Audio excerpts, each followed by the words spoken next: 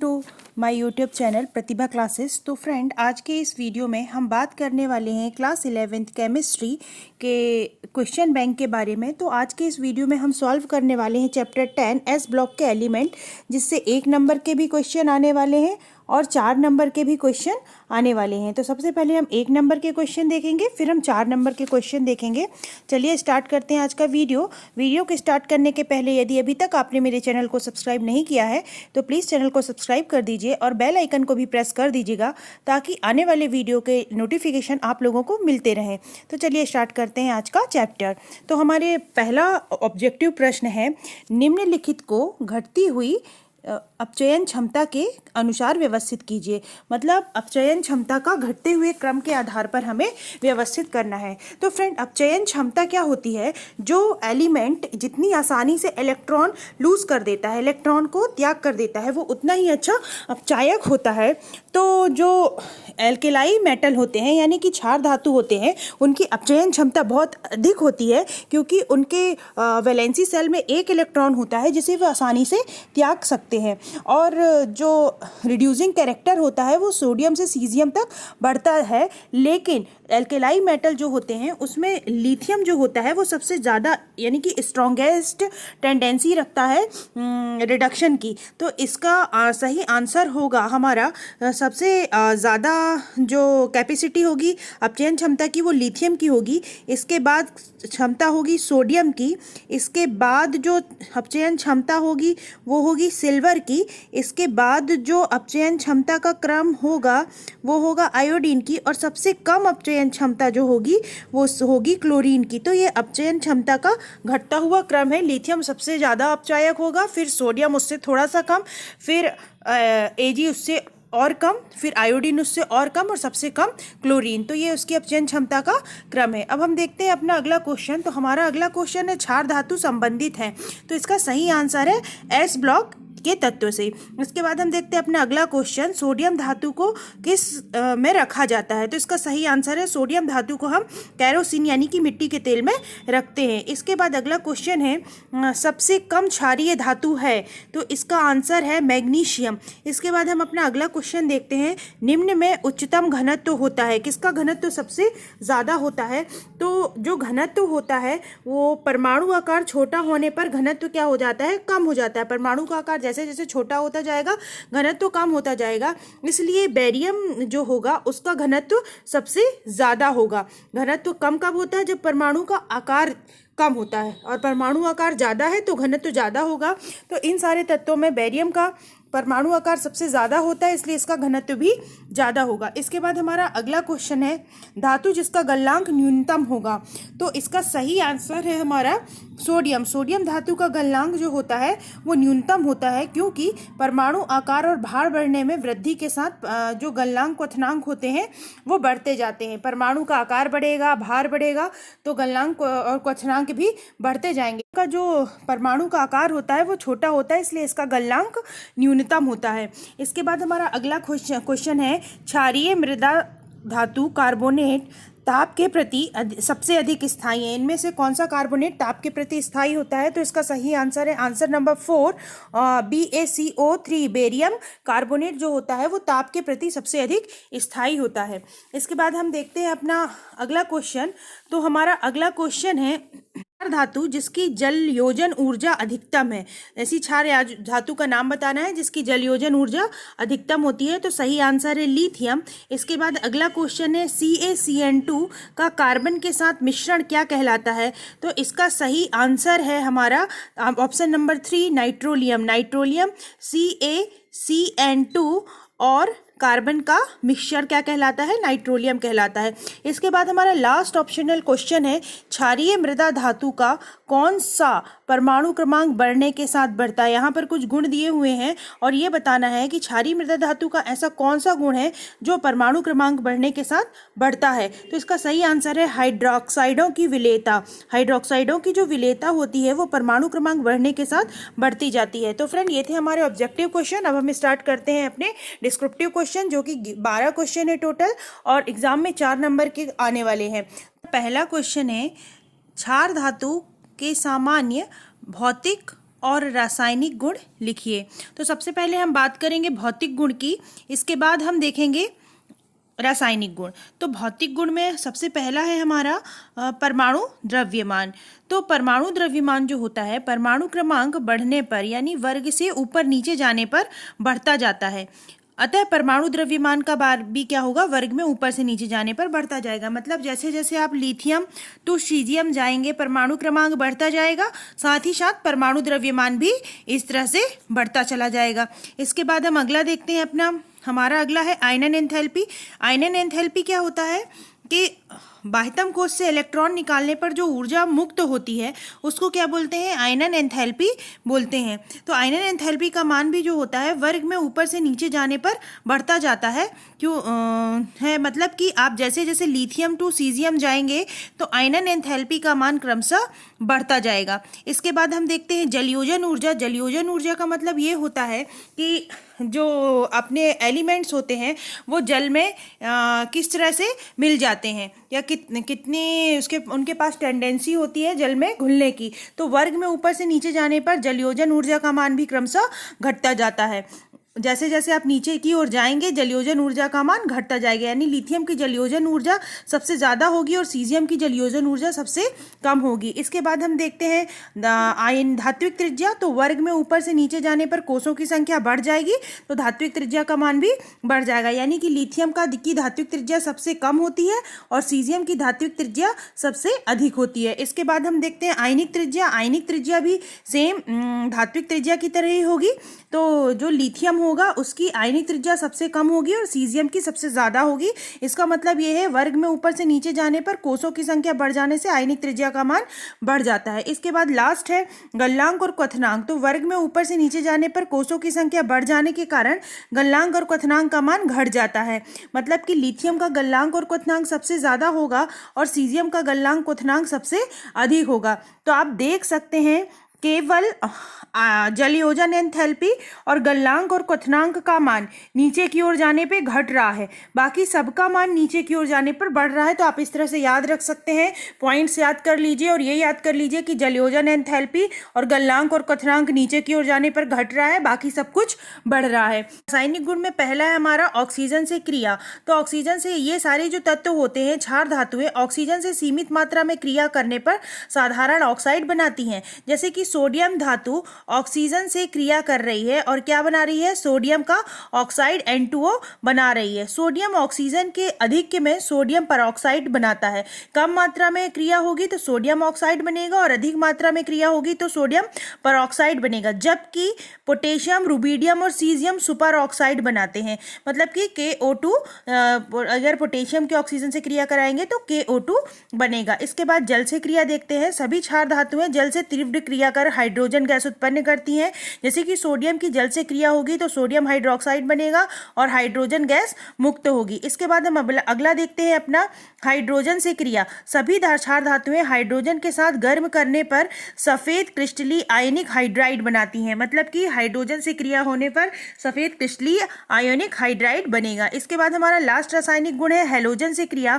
तो ये सभी तत्व हैलोजन से क्रिया करके धातु हैलाइड बनाते हैं जो कि आयनिक अक्रिस्टलीय ठोस होते हैं। हैलोजन से क्रिया होगी तो आयनिक हैलाइड का फॉर्मेशन होगा। अब हम देखते हैं अपना अगला क्वेश्चन। तो हमारा अगला क्वेश्चन है लिथियम किस प्रकार मैग्नीशियम से रासायनिक गुणों में समानता प्रदर्शित करता है। लिथियम और मैग्नीशियम में विकर्ण संबंध पाया जाता है, ये आप लोग जानते होंगे। विकर्ण संबंध क्या होता है ये भी आप लोग जानते होंगे। यदि आप लोगों को नहीं पता तो मुझे कमेंट बॉक्स में कमेंट करिए, मैं आप लोगों को बताऊंगी। तो लिथियम और मैग्नीशियम में यहाँ पर रासायनिक गुणों में समानता बतानी है आपको कि कौन कौन से ऐसे रासायनिक गुण हैं जो दोनों में एक समान होते हैं। तो पहला जो गुण है, लिथियम और मैग्नीशियम दोनों ही कम क्रियाशील है और जल के साथ बहुत धीरे धीरे क्रिया करके हाइड्रोजन गैस मुक्त करते हैं। इसके बाद अगला रासायनिक गुण जो दोनों में समान है वो है लिथियम ऑक्सीजन से धीमी गति से क्रिया करके सामान्य ऑक्साइड बनाता है, जबकि अन्य क्षार धातुएं क्या करती हैं, परऑक्साइड व सुपर ऑक्साइड बनाती हैं। मैग्नीशियम भी सामान्य ऑक्साइड बनाता है, मतलब लिथियम मैग्नीशियम की तरह सामान्य ऑक्साइड बनाता है। इसके बाद अगला है लिथियम क्लोराइड और मैग्नीशियम क्लोराइड प्रस्वेद यौगिक होते हैं।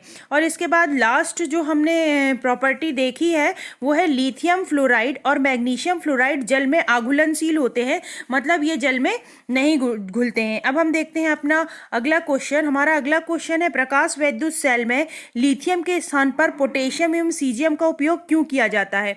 तो इसका आंसर है लिथियम की जो आयनन एंथैल्पी होती है वो पोटेशियम और सीजियम की आयनन एंथैल्पी से बहुत अधिक होती है। लिथियम की आयनन एंथैल्पी कितनी होती है? 520 किलो जूल प्रति मोल होती है, जबकि पोटेशियम की आयनन एंथैल्पी 419 किलो जूल प्रति मोल होती है और सीजियम की आयनन एंथैल्पी 376 किलो जूल प्रति मोल होती है। तो यानी कि लिथियम की आयनन एंथैल्पी पोटेशियम और सीजियम से अधिक होती है। इस कारण यह प्रकाश की क्रिया से इलेक्ट्रॉन का उत्सर्जन नहीं करता, जबकि पोटेशियम और सीजियम ऐसा करने में समर्थ है, मतलब प्रकाश से क्रिया करके इलेक्ट्रॉन उत्सर्जित कर देते हैं। कौन? पोटेशियम और सीजियम। इसलिए क्या किया जाता है? प्रकाश विद्युत सेल में लिथियम के स्थान पर पोटेशियम और सीजियम का उपयोग किया जाता है। इसके बाद हम अपना अगला क्वेश्चन देखते हैं। तो हमारा अगला क्वेश्चन है जब एक क्षार धातु को द्रव अमोनिया में घोला जाता है तब विलयन विभिन्न रंग प्राप्त कर सकता है। इस रंग परिवर्तन का कारण बताइए। मतलब क्षार धातु को द्रव अमोनिया में घोलेंगे आप तो उसका रंग परिवर्तन हो जाएगा, तो रंग परिवर्तन का कारण बताना है। तो जब भी क्षार धातुओं को द्रव अमोनिया में घोला जाता है तो गहरा नीला रंग का विलयन देती हैं जो विद्युत के चालक होते हैं। इन विलयनों में अमोनिया में कैटायन और अमोनिया में इलेक्ट्रॉन्स होते हैं। मतलब क्या होता है? क्षार धातु को जब द्रव अमोनिया में घोलते हैं, यहाँ पर x और y ये नंबर ऑफ अमोनिया मॉलिक्यूल्स हैं, तो क्या फॉर्मेशन होता है? अमोनिया कैटायन का फॉर्मेशन होता है और अमोनिया में इलेक्ट्रॉन्स का फॉर्मेशन होता है।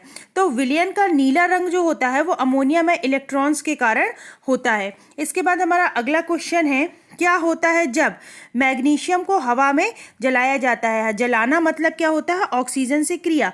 तो जब भी मैग्नीशियम की ऑक्सीजन से क्रिया होगी तो ये एक ऊष्माक्षेपी अभिक्रिया होगी, मतलब कि अभिक्रिया के दौरान बहुत अधिक मात्रा में ऊर्जा मुक्त होगी और मैग्नीशियम ऑक्साइड बनेगा। इसके बाद क्लोरीन की बुझे चूने से क्रिया होती है। तो क्लोरीन की जब बुझा चूना यानी कि कैल्शियम हाइड्रोक्साइड से हम क्रिया कराते हैं तो bleaching powder calcium hypochlorite CaCO Cl2 का फॉर्मेशन होता है। साथ ही साथ कैल्शियम क्लोराइड और जल भी बनता है। अब हम अपना अगला क्वेश्चन देखते हैं। तो हमारा अगला क्वेश्चन है बेरियम की क्लोराइड की वाष्प अवस्था में और बेरियम क्लोराइड की ठोस अवस्था में संरचना समझाना है। तो सबसे पहले हम बेरियम क्लोराइड की वाष्प अवस्था में संरचना देखते हैं। तो बेरियम क्लोराइड वाष्प अवस्था में डायमर के रूप में पाया जाता है जो 1000 केल्विन टेम्परेचर पर एकलक बना लेता है, जिसमें बेरियम का जो परमाणु होता है वो sp हाइब्रिडाइज होता है। डायमर के रूप में किस तरह से पाया जाता है? क्लोरीन के वैलेंसी सेल में जो इलेक्ट्रॉन्स होते हैं उसको क्लोरीन बेरियम को दे देता है और इसी तरह से दूसरे मॉलिक्यूल का क्लोरीन पहले मॉलिक्यूल के बेरियम को इलेक्ट्रॉन दे देता है और इस तरह से डायमर के फॉर्म में पाया जाता है। इस तरह से इस प्रकार का डायमर बनता है। इसके बाद हम देखते हैं ठोस बेरियम क्लोराइड की संरचना। तो ठोस अवस्था में बेरियम क्लोराइड की संरचना कैसी होती है? श्रृंखला युक्त होती है, यानी बहुलक के रूप में पाया जाता है। इसमें क्या होता है? समीपवर्ती अणु का क्लोरीन पर उपस्थित इलेक्ट्रॉन युग्म इलेक्ट्रॉन न्यून बेरियम परमाणु को उपसंयोजी बंध बना लेते हैं और इस तरह की संरचना बनती है। यहाँ पर जो बेरियम होता है वो sp3 संकरित होता है। वाष्प अवस्था में बेरियम sp संकरित होता है, जबकि ठोस अवस्था में बेरियम sp3 संकरित होता है। बॉन्ड एंगल होना चाहिए 109.5 डिग्री, लेकिन बॉन्ड एंगल यहाँ पर 98 डिग्री हो जाता है because of lone pair of electron. ये क्लोरीन के ऊपर जो लोन पेयर ऑफ इलेक्ट्रॉन है इनके कारण बॉन्ड एंगल का मान कितना हो जाता है? 98 डिग्री हो जाता है। अब हम देखते हैं अपना अगला क्वेश्चन। तो हमारा अगला क्वेश्चन है निम्न संदर्भ में क्षार धातु तथा क्षारीय मृदा धातु की तुलना करना है। क्षार धातु और क्षारीय मृदा धातु की तुलना करना है इन पॉइंट्स के अंतर्गत। तो हमारा पहला पॉइंट है आयनन एंथैल्पी और दूसरा पॉइंट है हाइड्रोक्साइडों की विलेयता एंथैल्पी। आयनन एंथैल्पी जो क्षार धातु होती है उनकी आयनन एंथैल्पी सबसे कम होती है और जो क्षारीय मृदा धातु होती है उनकी आयनन एंथैल्पी अपने ही आवर्त में उपस्थित दूसरी क्षारीय धातु की तुलना में अधिक होती है। जैसे सोडियम और मैग्नीशियम दोनों एक ही आवर्त में स्थित है। सोडियम है आपकी क्षार धातु और मैग्नीशियम है आपकी क्षारीय मृदा धातु। तो मैग्नीशियम की जो आयनन एंथैल्पी होगी वो सोडियम की तुलना में अधिक होगी। इसके बाद हाइड्रोक्साइडों की विलेयता, तो क्षार धातु के हाइड्रोक्साइड क्षारीय मृदा धातु के हाइड्रोक्साइड की तुलना में जल में अधिक घुलनशील होते हैं। यानी कि सोडियम हाइड्रोक्साइड जो होगा वो मैग्नीशियम हाइड्रोक्साइड की तुलना में अधिक घुलनशील होगा, यही मतलब हुआ। क्षार धातु के जो हाइड्रोक्साइड होते हैं वो क्षारीय मृदा धातु के हाइड्रोक्साइड की तुलना में अधिक घुलनशील होते हैं जल में। अब हम देखते हैं अपना अगला क्वेश्चन। तो हमारा अगला क्वेश्चन है क्या होता है जब सोडियम धातु को जल में डाला जाता है। तो सोडियम धातु को जब जल में डाला जाता है तो सोडियम हाइड्रोक्साइड का फॉर्मेशन होता है और H2 गैस बाहर निकलती है। इसी प्रकार सोडियम परऑक्साइड को जब जल में घोला जाता है तो सोडियम परऑक्साइड को जब जल में घोला जाएगा तो हाइड्रोजन परऑक्साइड का फॉर्मेशन होता है और सोडियम हाइड्रोक्साइड भी बनता है। अब हम देखते हैं अपना अगला क्वेश्चन। तो हमारा अगला क्वेश्चन है क्षारीय मृदा धातु के सामान्य अभिलक्षणों गुणों में आवर्तिता की विवेचना कीजिए। पहला है क्षारीय मृदा धातु के सामान्य अभिलाक्षणिक गुणों में आवर्तिता की विवेचना कीजिए। तो पहला है ज्वाला के प्रति रंग और दूसरा है जलयोजन एंथैल्पी। तो सबसे पहले हम देखते हैं ज्वाला के प्रति रंग। तो क्षारीय मृदा धातु के वाष्पशील यौगिक ज्वाला को विशेष रंग प्रदान करते हैं, जैसे कि कैल्शियम ईंट के समान लाल ज्वाला देता है। ज्वाला परीक्षण में इलेक्ट्रॉन क्या करते हैं, उच्च ऊर्जा वाले कक्षकों में पहुंच जाते हैं और अपनी जब मूल ऊर्जा स्तर में वापस आते हैं तो अतिरिक्त ऊर्जा को उत्सर्जित कर देते हैं। वह दृश्य प्रकाश के रूप में प्रकट होती है। इसके बाद हम देखते हैं जलयोजन एंथैल्पी। तो क्षार धातुओं के समान इसमें भी वर्ग में ऊपर से नीचे जाने पर आयनिक आकार बढ़ जाने के कारण जलयोजन एंथैल्पी का मान कम हो जाता है। जैसे जैसे आयनिक आकार बढ़ता जाएगा जलयोजन एंथैल्पी का मान इस तरह से घटता जाएगा। हमारा अगला क्वेश्चन है सोडियम व पोटेशियम के हाइड्रोक्साइड जल में विलेय हैं, जबकि मैग्नीशियम व कैल्शियम के संगत लवण अल्प विलेय। सोडियम और पोटेशियम के हाइड्रोक्साइड जल में विलेय हैं, जबकि मैग्नीशियम और कैल्शियम के हाइड्रोक्साइड जल में अविलेय होते हैं। क्यों, इसका आंसर बताना है। तो सोडियम और पोटेशियम के आयनों का आकार मैग्नीशियम और कैल्शियम की अपेक्षा बड़ा होता है। बड़े आकार के कारण सोडियम व पोटेशियम के हाइड्रोक्साइड की जालक ऊर्जा का मान मैग्नीशियम व कैल्शियम की हाइड्रोक्साइडों की जालक ऊर्जा से कम होता है। जालक ऊर्जा का मतलब क्या होता है, आपस में जो बंधे रहते हैं आयंस उनकी क्षमता। तो किसकी जालक ऊर्जा कम होती है, सोडियम और पोटेशियम की जालक ऊर्जा कम होती है। किससे कम होती है, मैग्नीशियम और कैल्शियम के हाइड्रोक्साइडों की जालक ऊर्जा से कम होती है। यही कारण है कि सोडियम और पोटेशियम के हाइड्रोक्साइड जल में आसानी से विलेय हो जाते हैं, जबकि मैग्नीशियम और कैल्शियम के संगत लवण जल में अल्प विलेय होते हैं। इसके बाद हमारा लास्ट क्वेश्चन है क्षार धातु तथा क्षारीय मृदा धातु की तुलना कीजिए। क्योंकि 4 नंबर का क्वेश्चन है इसलिए मैंने 4 ही पॉइंट लिखे हैं। आप लोगों को यदि और भी पॉइंट याद है तो आप ऐड कर लीजिएगा। पहला पॉइंट है हमारा क्षार धातु का जो सामान्य इलेक्ट्रॉनिक विन्यास होता है वो NS1 होता है, जबकि क्षारीय मृदा धातु का सामान्य इलेक्ट्रॉनिक विन्यास NS2 होता है।